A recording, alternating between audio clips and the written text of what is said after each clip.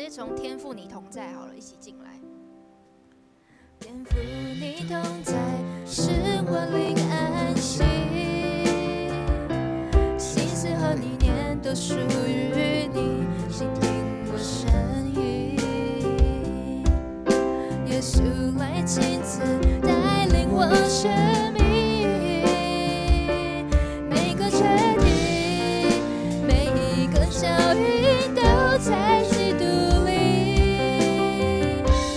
我把自己全人交给你，全心交给你，献上这心灵，诚实敬拜，在你同在里。我把自己全然都给你，在你脚前哭泣，你的话语我生命。我把自己全然交给你，全心交给你，献上这心灵，诚实敬拜，在你同在里。老担和重担都交给你，在你脚前哭泣，你的话语是我生命。跟随你心意，跟随你心意，我愿意。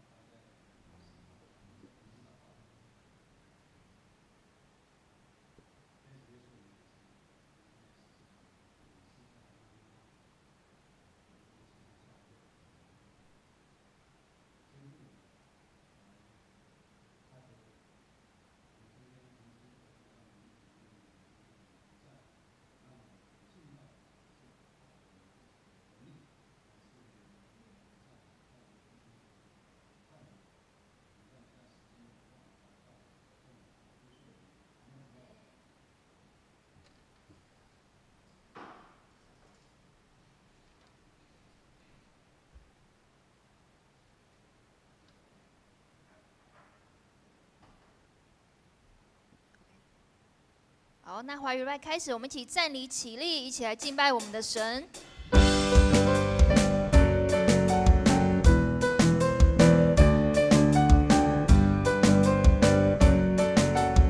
一起将天敞开，将天敞开，你的荣耀降下来。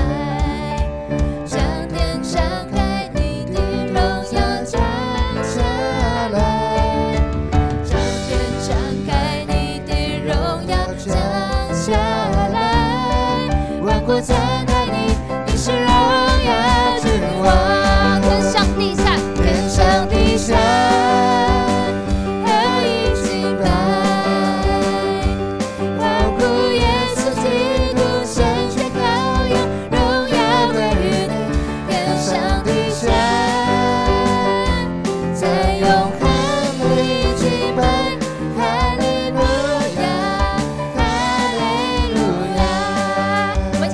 赞美神。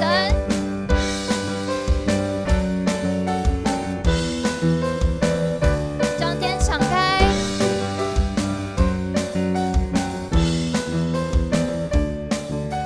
将天敞开，你的荣耀降下来。将天敞开，你的荣耀降下来。将天敞开，你的荣耀降下来。万国赞叹你，你是荣耀，主你是荣耀君王，天上地下，天上地下可以敬拜。欢呼耶稣基督，圣洁羔羊，荣耀归于你，天上地下。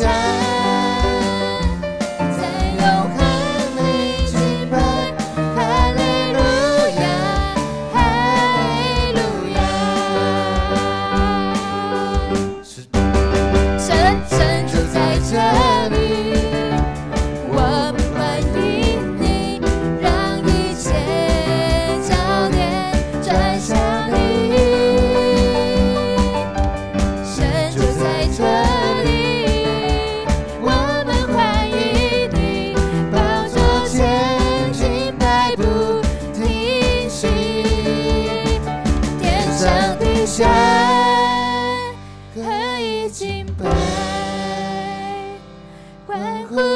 稣基督献祭羔羊，荣耀归于你，天上地下，在永恒里敬拜，哈利路亚，哈利路亚，在永恒里敬拜，在永恒里敬拜，哈利路亚，再一次在永恒里敬拜，在永恒里敬拜，哈利路亚，哈利路亚。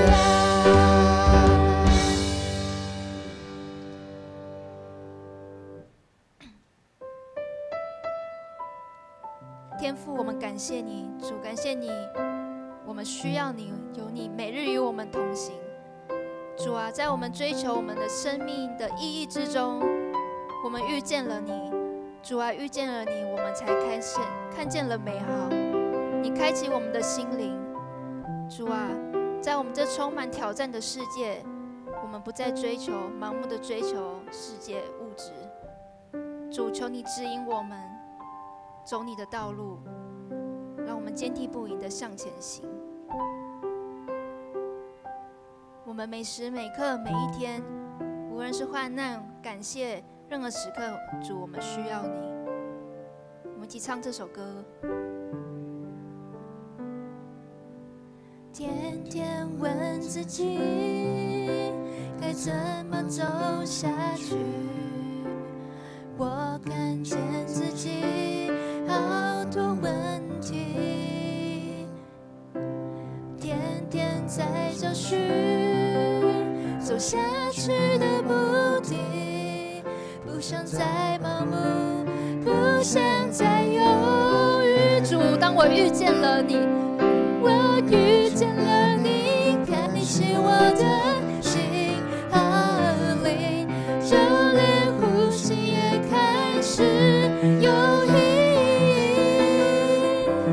当我沉浸你爱里，追寻你真理，我的生命开始苏醒。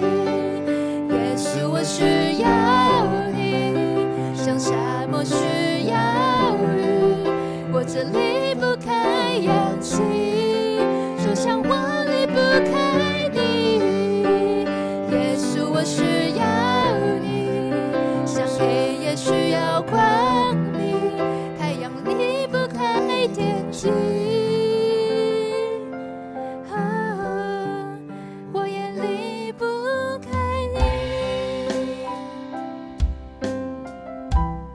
主，我们每时每刻将你放在我们心中，我们需要你每一刻在我们心里指引我们。天天问自己该怎么走下去，我看见自己好多问题，天天在找寻走下去的目的，不想再盲目，不想再犹豫。于是我遇见了你，开启我的心和灵，就连呼吸也开始有意义。当我沉浸你爱里，追寻你真理，我的生命开始苏醒。耶稣，我需要你，像沙漠需要雨，我这离不开氧气，就像我离不开你。耶稣，我需要你，就像黑夜需要光明。主啊，我们时时刻需要你在我们生命中填满我们每一天，恩典充满，光荣充满在我们心中。不开你，让我们一起唱。耶稣，我需要你。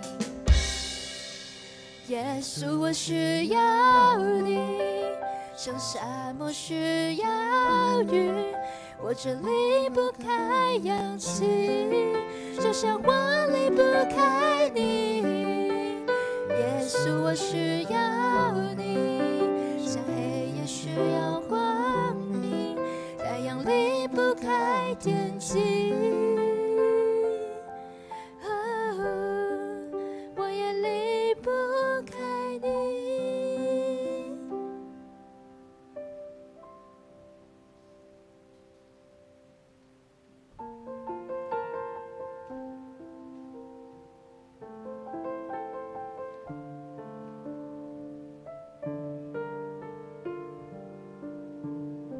将我们自己全心在上帝上面，自己来到你桌前，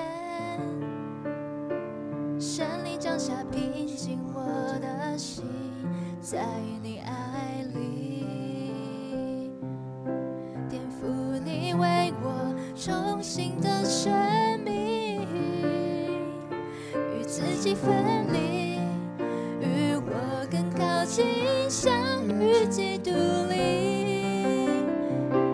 我将自己全人交给你，全心交给你。我献上自己，诚实敬拜，在你同在里，负担和重担都交给你，在你脚前哭泣，跟随你心意，我愿意。主啊，在我们的生命的黑暗时刻，我们需要你，求你照亮我们脚前的灯，我们盲目的路有你的指引，我们与你更靠近。与你同在，使我灵安息，心思和意念都属于你，倾听你声里。耶稣，求你亲自带领我们每个人的生命，我们每个的决定，我们的每一步都是主你的指引。每个决定，每一个脚印都在基督里。我把自己全人交给你，全心交给你。我献上自己，诚实敬拜，在你同在里，负担和重担都交给你，在你脚前哭泣。欢愉是我生命。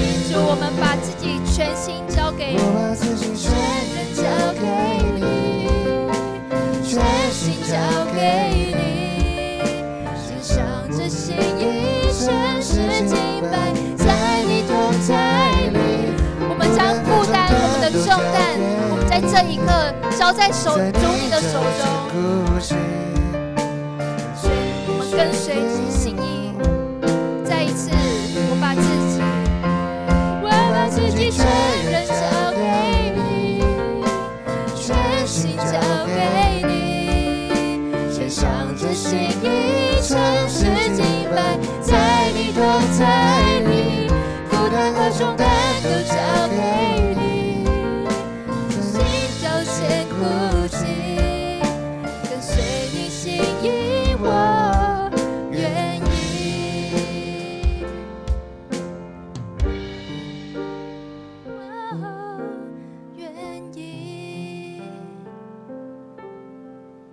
上帝，感谢主你每时每刻在我们心中，我们要跟随你的脚步，仰望你，直到永永远远，保护我们每时每刻、每分每秒，带领我们的脚步。阿们。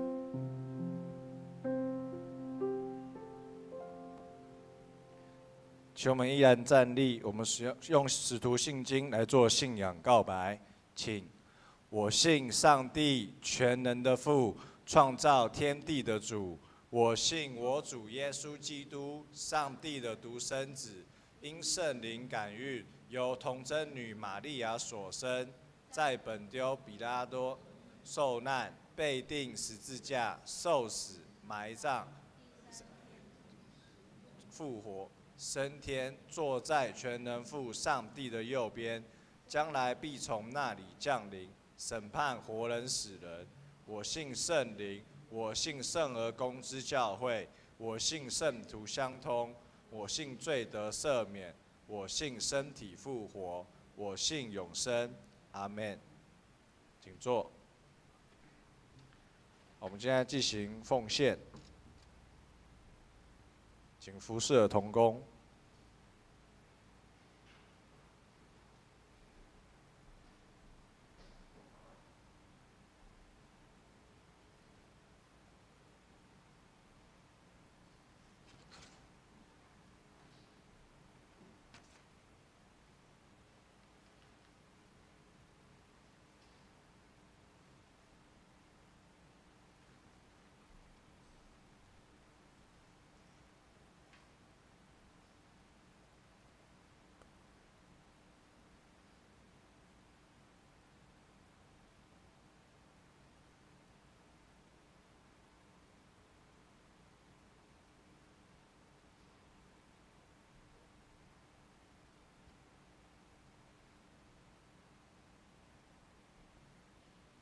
我们且做奉献祷告。亲爱的天父，感谢你带领我们来到你的圣殿，让我们能放下这世上一切的缠绊，在你的里面，我们要得到完全的平安喜乐。也感谢你拣选我们成为你的儿女，作为你的儿女是何等的美好。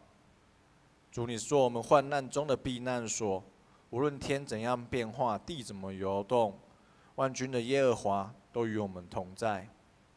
主，今天是母亲节的感恩礼拜。犹太人有俗语说，因为上帝没有办法来到这世上，所以创造了母亲。感谢你赐给我们每一个人都有一位母亲，来教育我们，在我们生病的时候照顾我们，为我们祈祷，在我们受伤的时候鼓励我们，给我们勇气。主啊，求你帮助我们的母亲活在上帝的话语中，也行在上帝的道路中。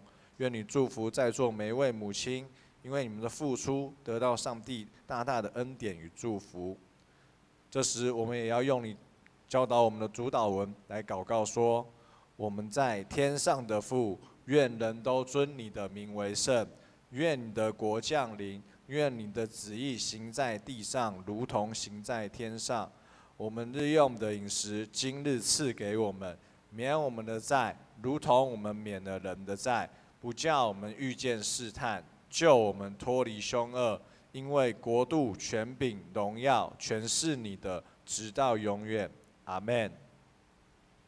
好，那在报告开始前，今天是有一个特别的母亲节的戏剧，是我们青少年要来呈现。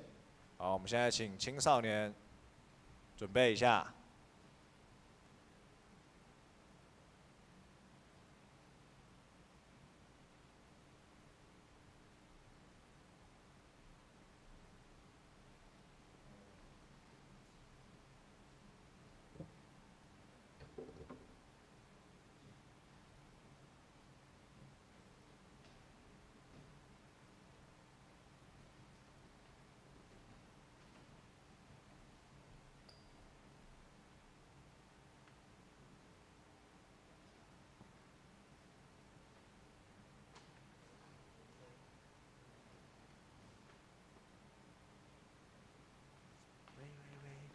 喂，喂，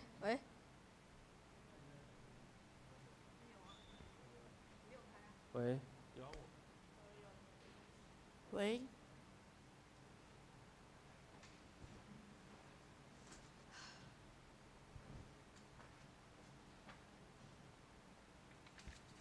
喂，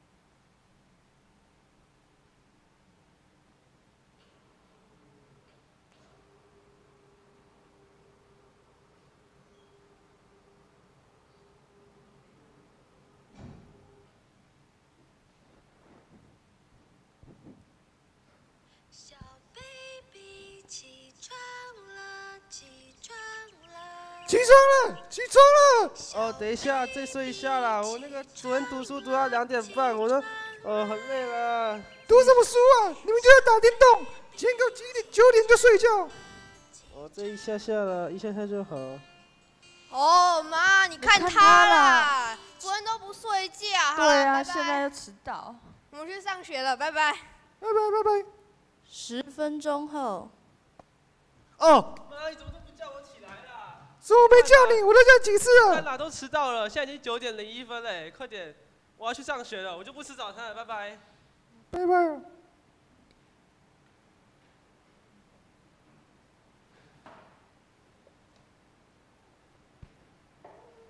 第二幕。输了。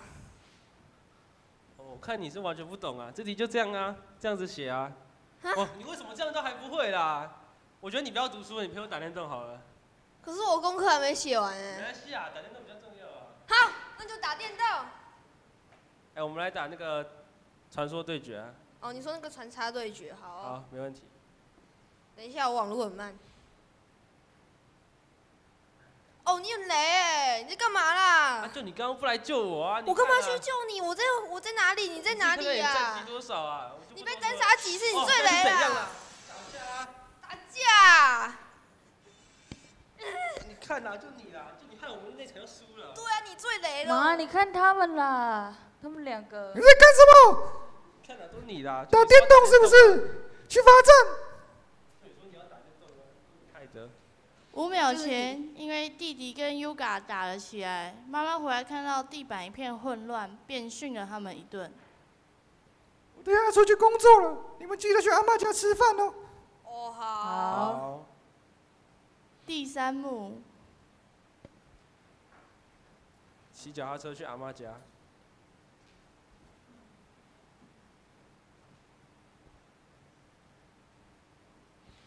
孙啊孙啊！做个无钱诶啊！我这有orange啦，啊，甲有这新加坡的 cookie 啊，摕好，爱要食哦。这给你。哦，我不喜欢吃这个啦。叫你吃就吃啦。哎呀，卖差，这，好你。不要告诉你妈妈哦，拜托你阿妈。谢谢阿妈。拜托你阿妈听我哦。刷给你吗？好重哦。到了妈妈要下班的时间，但因为外面下着雨，所以 Yuga 心里就想：下雨了，妈妈应该没带伞，我要去接她。臭弟臭妹，我要去接妈妈，我相信她一定没带伞。那你什么时候这么乖了？对啊，什么时候那么乖？因为下雨，妈妈在公车站拎着2大书，不知所措。妈，我来了。你怎么来了？我来帮你拿东西了。阿乖，好贴心哦，谢谢你。阿乖，我中午跟我弟打架的事情，我会晚上去洗碗赔罪的。好，没关系，走吧。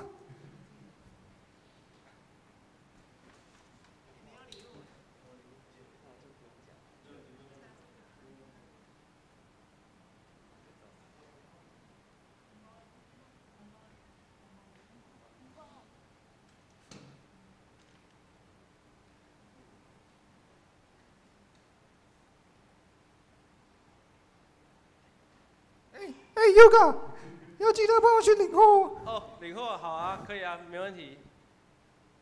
你有钱吗？有啊，我有很多啊，刚阿嬤给我很多。好了，那我就去领货了。好了，有钱就去吧。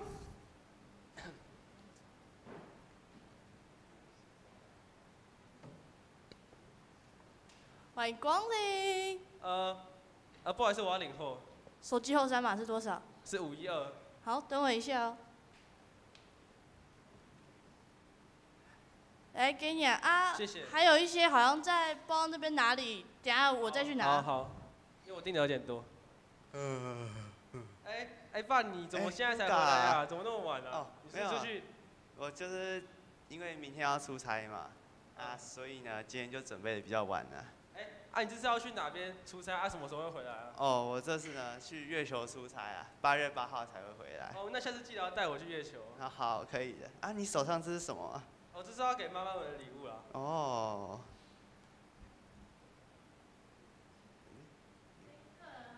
你的礼物好像还在下面，好像卡住哎。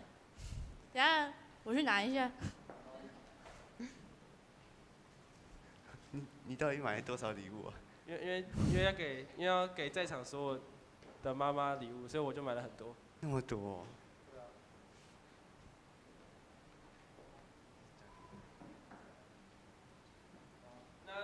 那请在场的妈妈都站起来。请妈妈站起来，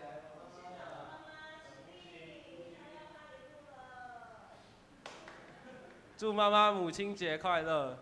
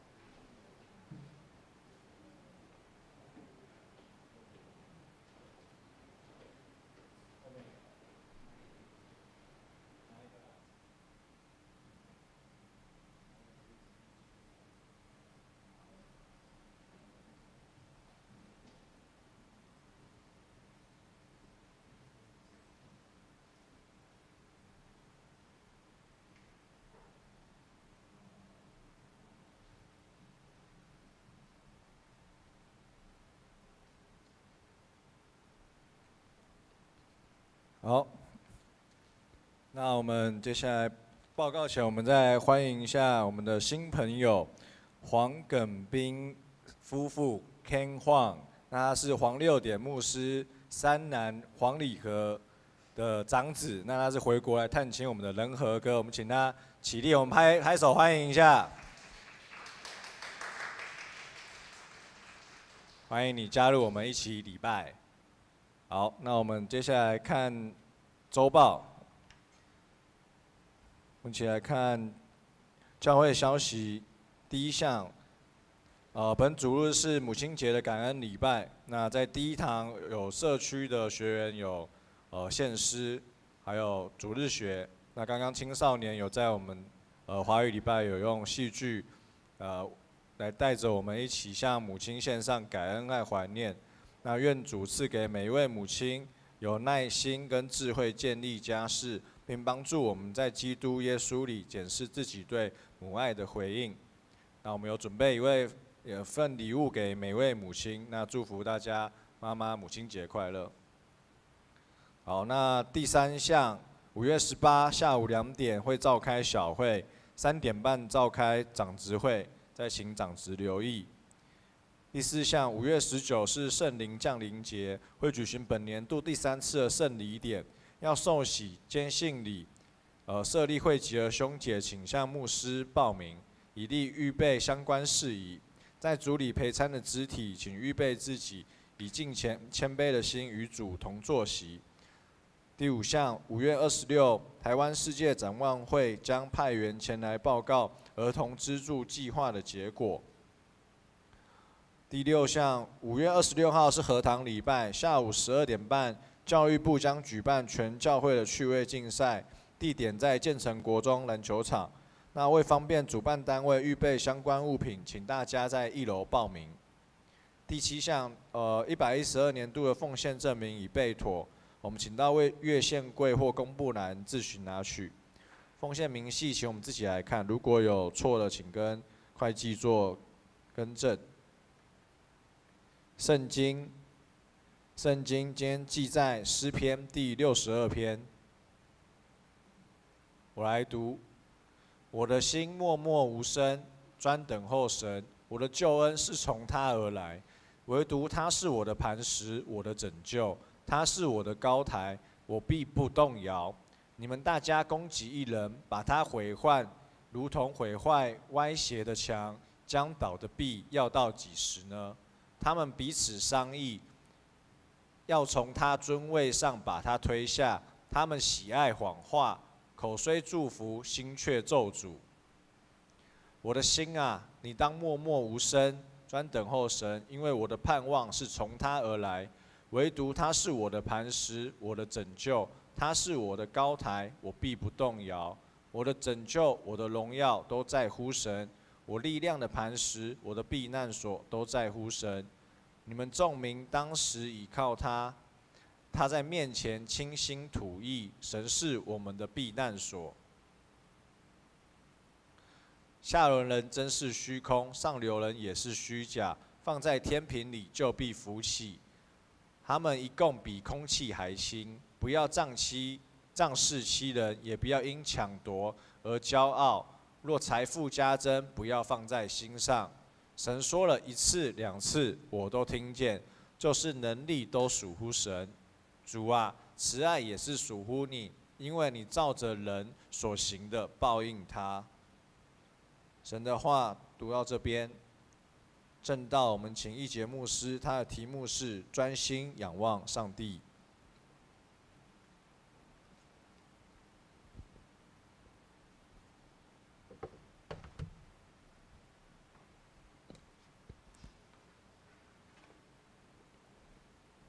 我们这边还有新朋友没介绍的吗？有没有第一次来的？来礼拜堂。好，牧师大家介绍一下哈。我们每一年都会有母亲节、父亲节，那我们希望我们每一次的礼物都有意义啊。如果只是一般的全年礼券呐，或者是那个什么餐饮集团的卖的那个礼券，我想那个大家都自己买得到。那我们这几年来，前几年我们也帮助了一个在新竹尖石乡有一间教会，他们自己弄的草莓酱、果酱，他们为了建堂。那这次我们是那个新路基金会，这个是一个身心障碍的孩子，所以妈妈们你们拿到这个是那些身心障碍的孩子他们自己做的一个蛋卷那我们透过这样子，我们也可以来帮助他们。那我们同心祷告，天父上帝，我们感谢你。感谢你赐下圣子耶稣基督来到世上，看到世上许多需要怜悯的人。当我们有能力的时候，主你帮助我们，所有行善的时候我们就去行，也愿你的话语来帮助我们弟兄姐妹。我们可能目前现在一个很焦灼的一个状况，我们不晓得我们自己未来的方向在哪里。我们甚至找不到我们生命可以让我们安歇的避难所。愿你的话语圣灵与我们同在，帮助我们可以在每一次的聚会之后能够重新得力。祷告祈求奉靠耶稣的名，阿们。我不知道大家有没有注意，在清晨的时候，捷运中山地下街底下有很多的人，其实那些是游民。我们也知道，每天大概的傍晚4、5点的时候，台北火车站的四周围，就有陆陆续续有一批一批的流浪汉来到台北火车站。我查了一下资料，听说全世界都很热闹的地方，不管是美国的纽约，或者是法国的巴黎，他们的火车站旁边都有很多的流浪汉。我想流浪汉不会跑到乡下去，然后乡下去没有用，没有人会关心他们。今天牧师不要谈流浪汉为什么会造成的一个原因，今天要谈的是这些的火车站或者是地下街这样的一个地方，成为他们短暂的一个避难所。如今是一个快速的一个时代，我们每一个人的生活方式大大的改变。牧师好几班也有讲，我们现在活在5个世代，一起活在地球，5个世代，我们都有不同的想法。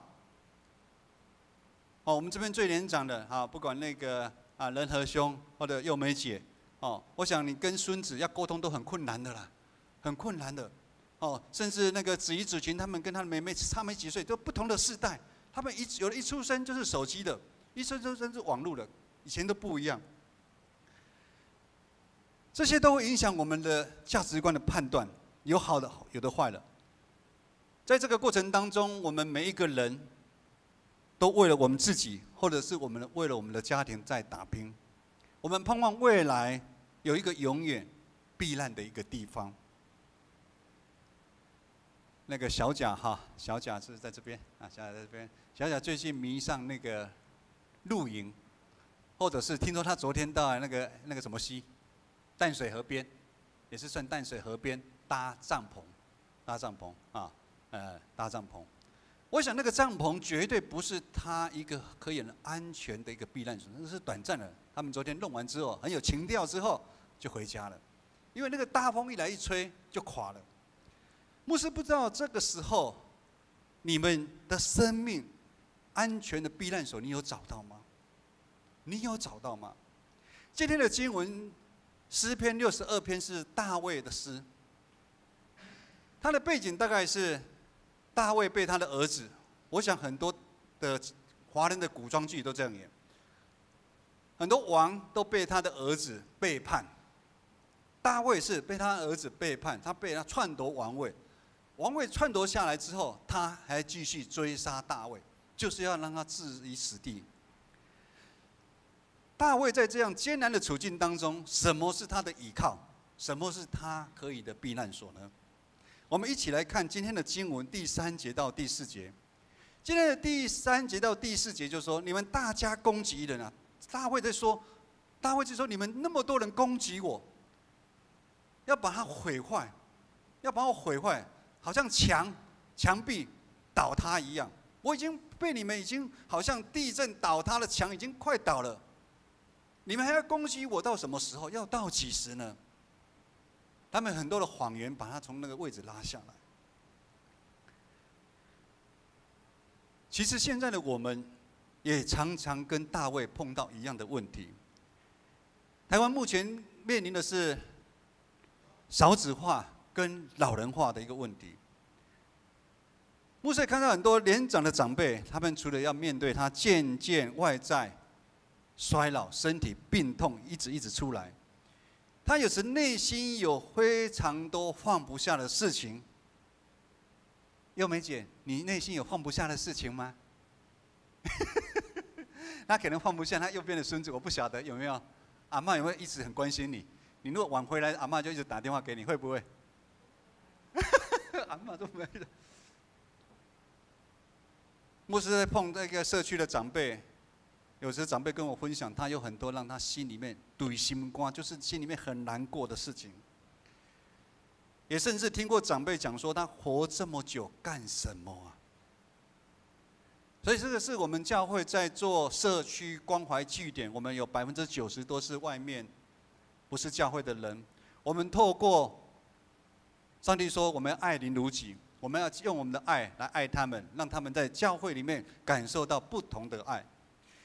我们也知道，有人是家庭彼此不和谐的问题一直都没有解决，在家里面没有人愿意退一步；有人就是在感情上面，父母跟子女常常处在一个很紧张的一个关系；有人是在职场上面，我想大部分的人都有在职场过；有人的在职场上面就是一个工作换一个工作，甚至我们社青也有在分享。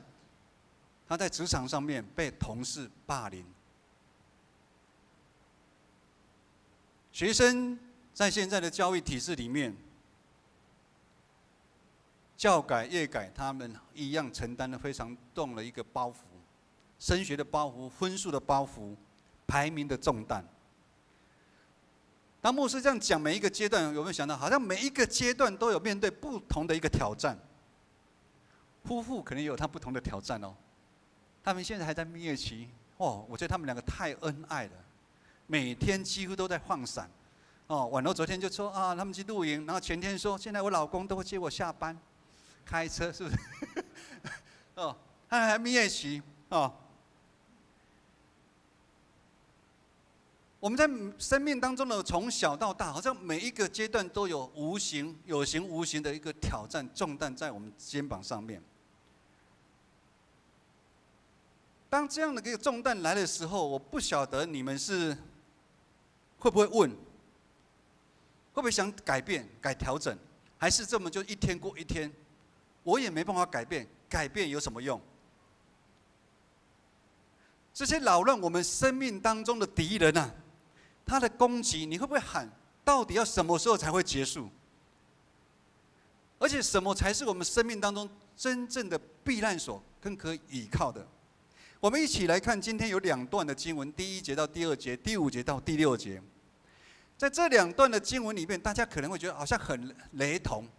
在这2段的经文当中，我们看到诗人就是大卫，他面对敌人对他的攻击，不管是他的孩子，不管以前他的部属，他专心仰望上帝，上帝带领他度过许多的难关，而且他也找到他生命当中的避难所。我们牧师来读一下第1节、第2节。我的心默默无声，专等候神。我的救恩是从他而来，唯独他是我的磐石，我的拯救。他是我的高台，我必不很动摇。上帝唯独是我的磐石。磐石是什么？磐石是一个很坚硬的地方。我们常知道南投地区有什么地方，土石流一来，地震一来就倒了。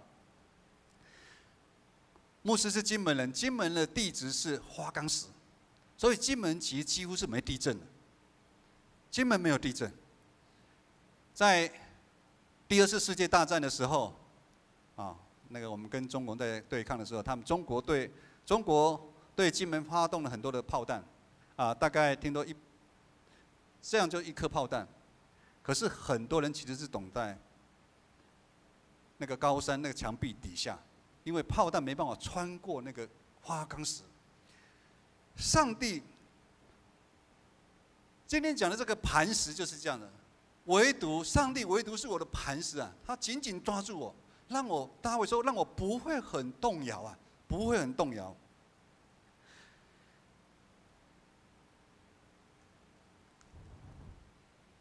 诗人经历拯救他的力量是从上帝来，而并不是从世上他看得到的东西来。世上是哪些东西？9节到第10节，来 PPT 看一下哈，第9节到第10节记载的。第9节跟第10节是记载的，下流人真是虚空，上流人也是虚空。意思说，人其实是很短暂的，要靠人，其实人都是不可靠的。有一句话说什么？靠山倒，靠人什么？人跑啊！而且陷害我们的常常都是我们的亲朋好友、同学啊，人就跑掉。我们也不要仗势欺人，也不要因抢夺而骄傲。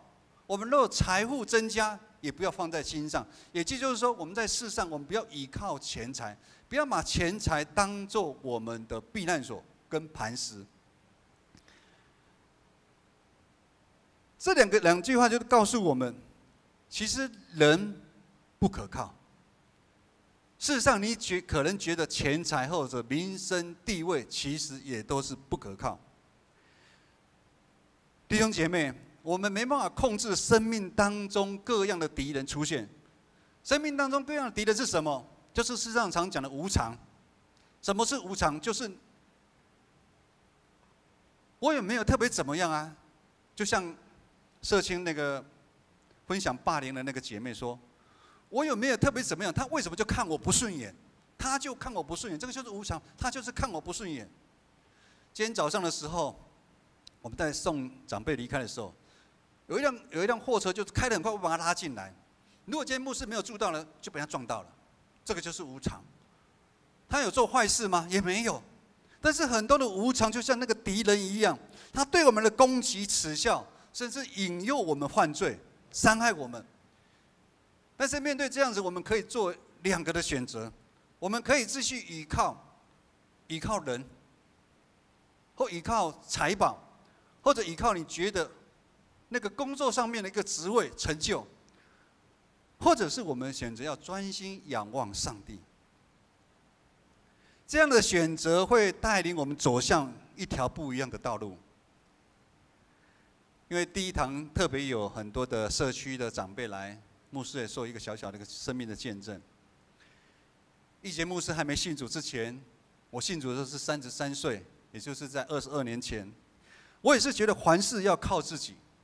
我那时人生最大的依靠就是我工作上的一个成就，还有我的收入。当然，还有我的家庭，这梅牧师不在哈，因为今天是母亲节嘛，所以一定要尊荣母亲。我漂亮的老婆也是我的依靠，2个乖巧的孩子也是我的依靠。但是人生常常不是我们计划中想象的这么单纯简单。我们生命的当中总是会有一些起起伏伏的事情，就在你不知道的时候就进入到你的生命当中。因为这样子，我的内心的常常会有那个空虚感。可能刚开始觉得这个工作的一个成就、职位让我好满足哦，可是之后呢，又掉下来。这个收入让我很满足，之后又掉下来。问题困难，我们说人生学不会的功课一直在向我出现，人生学不会的功课给我出现，很多的艰难，很多的争吵。你们不要以为娶了一个漂亮的老婆不会吵架。这枚牧师漂不漂亮？怎么那么小声？这枚牧师漂不漂亮？一节牧师帅不帅？不要以为美女跟帅哥不会吵架，不会。婉柔你漂不漂亮？漂亮。小贾帅不帅？会不会吵架？学不会的功课会一直发生啊，会一直出现。可是，当我跟志梅牧师跟我们不把互相当作依靠的时候，开始转变了。当我把依靠上帝的时候，我改变了。当我们家庭依靠耶稣的时候，我们改变了。我想我们人都会老，志梅牧师也会渐渐随着年纪变老，一节牧师也是。我当照镜子的时候，我现在也不是很敢看镜子。所以你们说很帅，那个是一瞬间很帅。当我把眼镜拿起来的时候，照镜子的时候，哎呦，怎么黑斑也很多了哈？仁和兄在笑，欧斑们黑斑也是越来越多了。可是弟兄姐妹，你知道吗？我觉得芝梅牧师比我年轻时候认识的他的时候越来更美。你们知道为什么吗？我们常常会用我们心里面的恶去看待我们的另一半，越看越讨厌。年轻的时候都没那么啰嗦，怎么现在那么啰嗦？就越看越讨厌。我们看我们的上司、我们的同事、我们的家人、我们的朋友，因为我们改变。可是当我们心里面充满了耶稣在我们心里面，当我们心里面的空虚被填满的时候，我们的心里面的眼光打开了。我们不会再那么肤浅，觉得他漂不漂亮，人总会老。像我在婚服的时候，不是婚服啊，吃饭的时候有问小贾，你喜欢婉柔哪一点？婉柔当然漂亮啊，美丽啊。但是40年之后呢？50年之后呢？我们的这个总会改变，但是我们内心里面的眼睛，我不晓得大家有没有在路上有时看到那种长辈，好有气质，从内心散发出来，你会觉得多看他一眼哦。漂亮的小姐，你不一定会看她哦，那种散发出来那种美，你会想看她，就有主耶稣的爱在当中。我刚刚讲的不断的争吵这个东西从头出现，直到有一天牧师真的是崩溃了，身心灵受不了了。我自己开的公司倒闭了，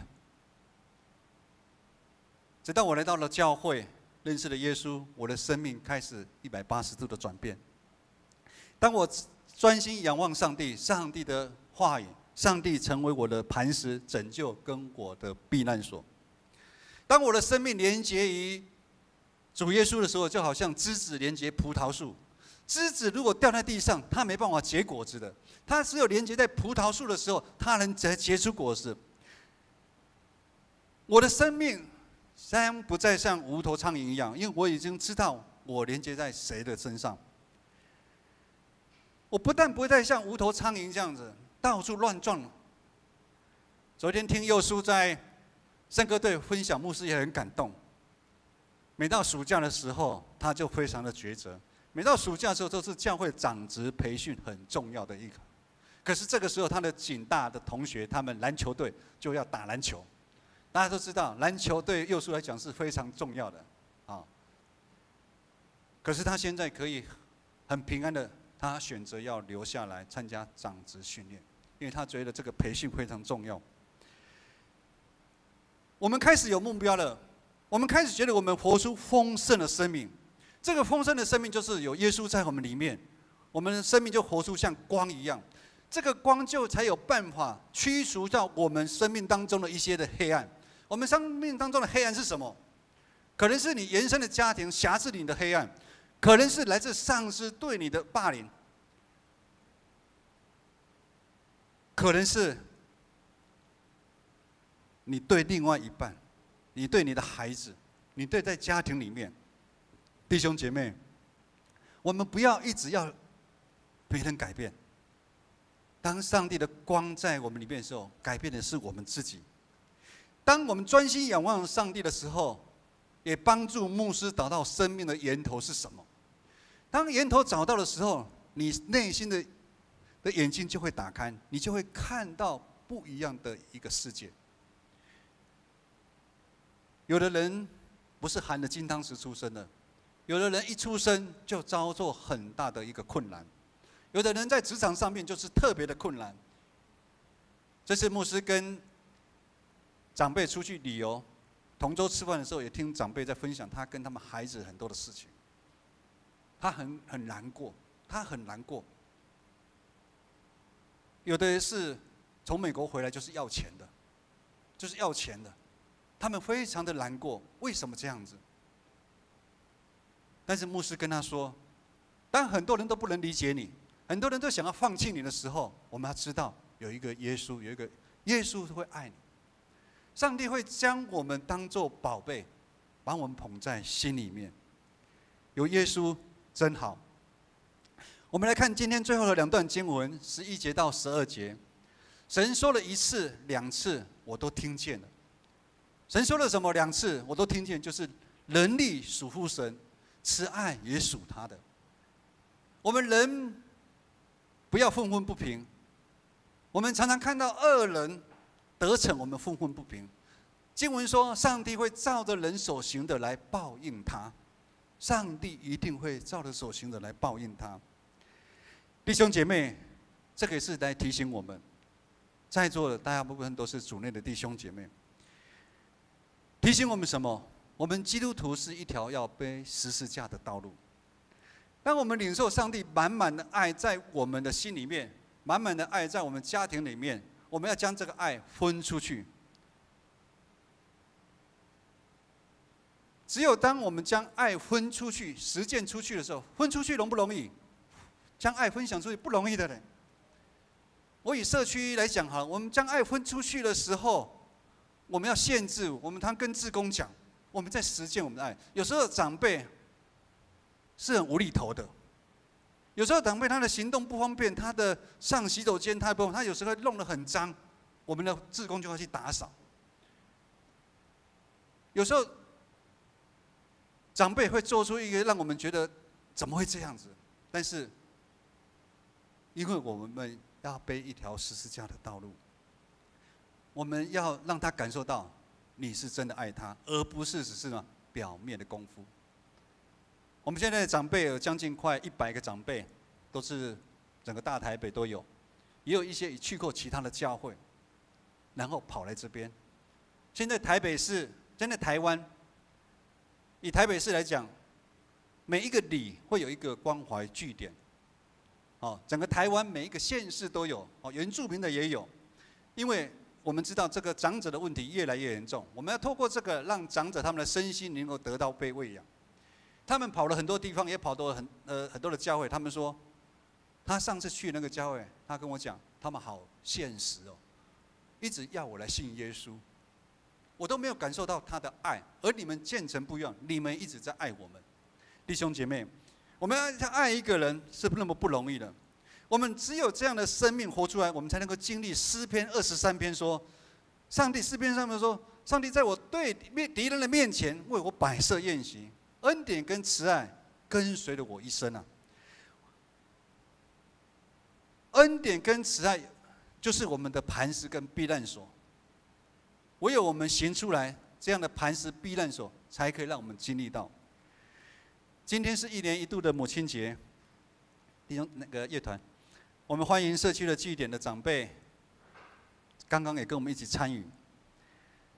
社区的长辈1个礼拜有3天在教会的活动，因为我们先到部实践爱，让长辈感受到耶稣的爱。他们常常说，牧师，教会就好像我第2个家，我听得很感动，因为教会在某一部分成为他们心灵的避难所，心灵的避难所。而我们呢？我们这些已经来到主耶稣救恩的里面的我们呢？我们一进入上帝救恩的门，我们自己有没有尽我们的全力来爱我们的上帝？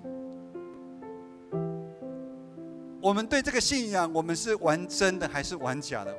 我们有没有专心仰望我们的上帝？真的把我们，等一下金本他带我们的时候，我们真的有把我们的全心交给上帝吗？还是常常我们在敬拜唱歌的时候，那个是一个口号？我们要把我们的心交给上帝，其实是一个行动啊，是一个行动。我们真的要行出来。求上帝帮助我们，帮助我们，如等一下这首歌一样，我们要将我们的重担，第一个我们要将我们的重担、我们的骄傲、我们的困难先交给上帝，然后再求上帝带领我们前面的道路。我们一起站立来唱这首歌。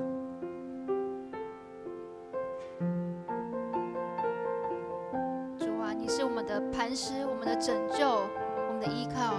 我们将我们自己全心交在你手中。我们一起唱这首歌。我放下自己，来到你座前，胜利降下，平静我的心，在你爱里。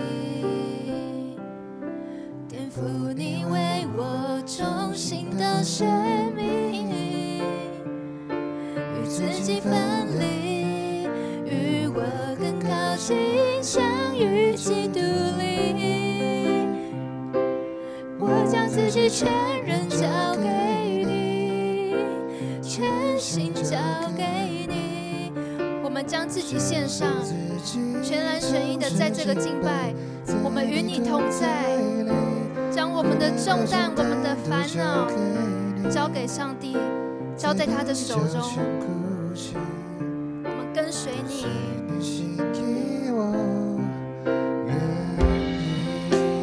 我们再一起唱一次。我放下自己，来到你座前，胜利降下，平静我的心。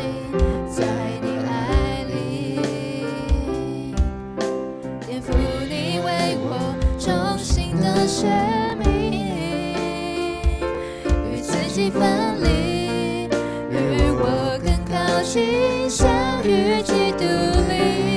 我把自己全心，我把自己全心交给你，全心交给你，献上这心里，诚实敬拜，在你同在里，负担和重担都交给你。在你脚前哭泣，跟随你心意，我愿意。弟兄姐妹，你还要在寻找你生命当中的避难所吗？你还在用你的眼睛在往外看，寻找你生命当中的避难所吗？我们难道要像世人一样，我们用我们的全人、我们的全心，不断想抓取一切的东西？我们要将那些外在的东西，地位、名声、财富，这些东西当作我们生命的避难所吗？求主耶稣帮助我们，让我们能够专心仰望上帝，回到我们心里面，让上帝、让主耶稣真正成为我们生命的避难所。愿主耶稣基督的恩惠、天父上帝的慈爱、圣灵的感动，与你们众人同在，从今时直到永远。阿们。阿们。让我们唱最后一首歌，带着回家。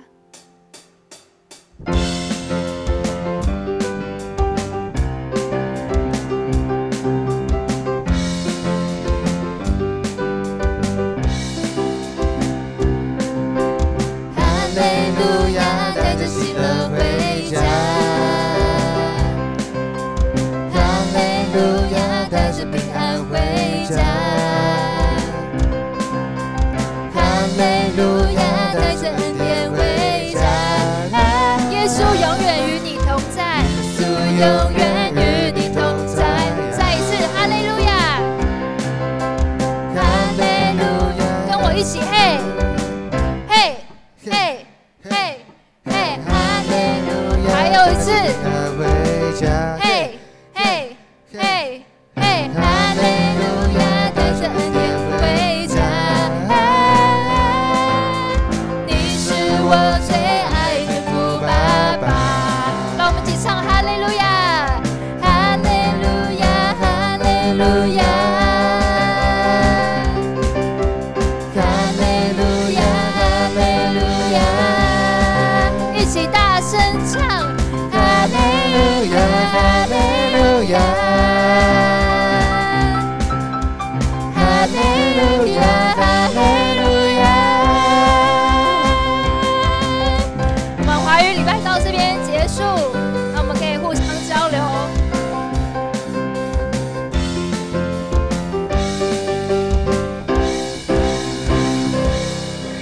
将掌声归于我们。